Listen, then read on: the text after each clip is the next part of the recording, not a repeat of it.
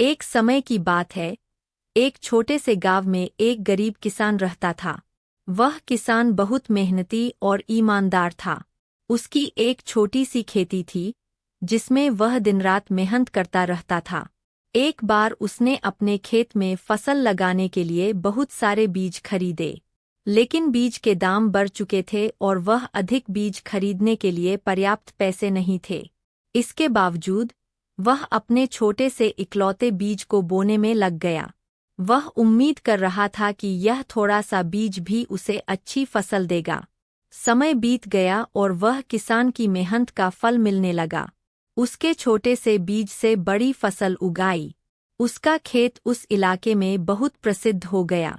जब लोगों ने उससे पूछा कि इतनी बड़ी फसल कैसे हुई, तो वह गरीब किसान उन्हें अपनी मेहनत और अपने ईमानदारी की कहानी सुनाता। इस कहानी से हमें यह सीखने को मिलता है कि कभी कभी हमारी छोटी सी मेहनत और ईमानदारी हमें अच्छे और सफल रास्ते पर ले जाती है। बस हमें हार नहीं माननी चाहिए और ईमानदारी से काम करना चाहिए। एक समय की बात है, एक जंगल में एक बच्चा शेर रहता था। उसका नाम रज्जू था। रज्जू की माँ ने उसे हमेशा सिखाया कि वह अपने लिए हर जगह खुद से रास्ता निकाल सकता है, क्योंकि उसके पास साहस और योग्यता थी।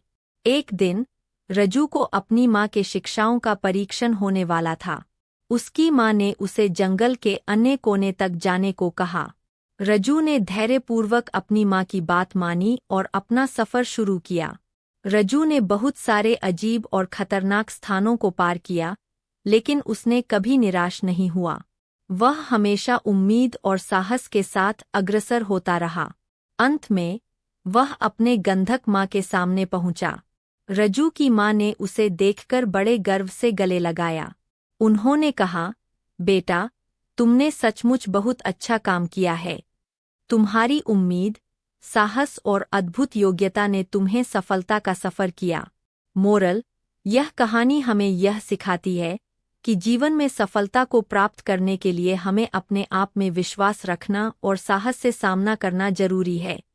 हालांकि रास्ते में कई चुनौतियां और अवसर आ सकते हैं, लेकिन हमें हार नहीं मानना चाहिए और हमेशा आगे बढ़ना चाहिए।